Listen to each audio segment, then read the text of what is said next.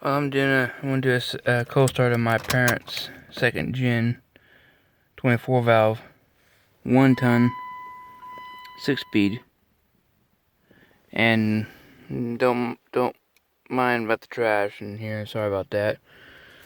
Sorry, it's kind of hard to keep it clean in here.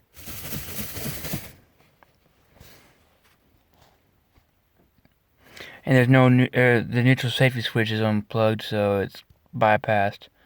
So I can start without the clutch pedal. And the truck's got 290,131. So let's see what it does.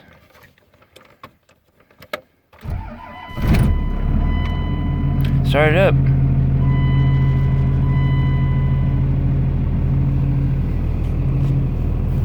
Sorry about the glare. The sun's out this morning. It's 8:30, so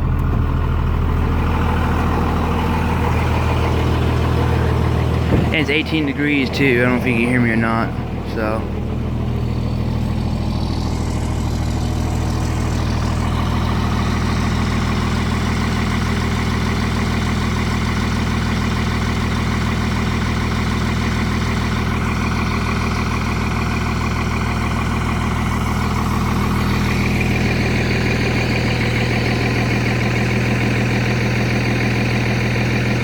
and also,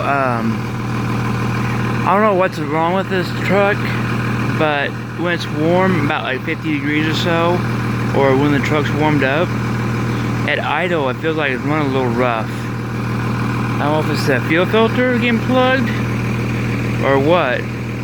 I did drain the fuel filter housing, and started up, and cracked the injector to get the air out of it and everything, and it ran smooth for one day, and the next day it went to idling rough again. So I don't know if it's the fuel filter. You guys got, it's got water in it or whatever. It might have got caught some water in the fuel filter housing, or the canister, or what. But it's right where the injection pump is on the block, on the manifold, on these 24 valves. Everybody that owns a 24 valve probably knows where it's at. So I'll pop the hood here to show you real quick what I'm talking about.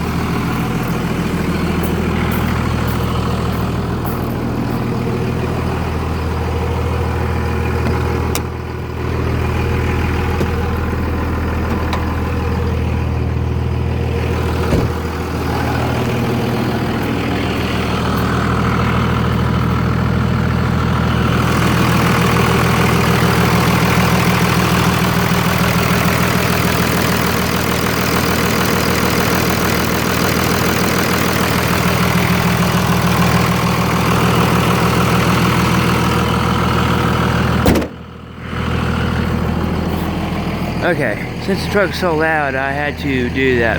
Where my finger was pointing at is where the fuel filter housing stuff's at.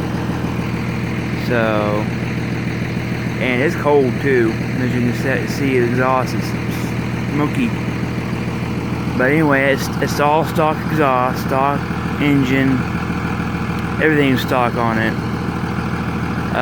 But the resonator where the front of the muffler is cracked on both sides, on the back side of it. So I'm gonna talk to my dad and see if we can take that resonator out and go to, take that out, go to the muffler, straight pipe to the muffler. So,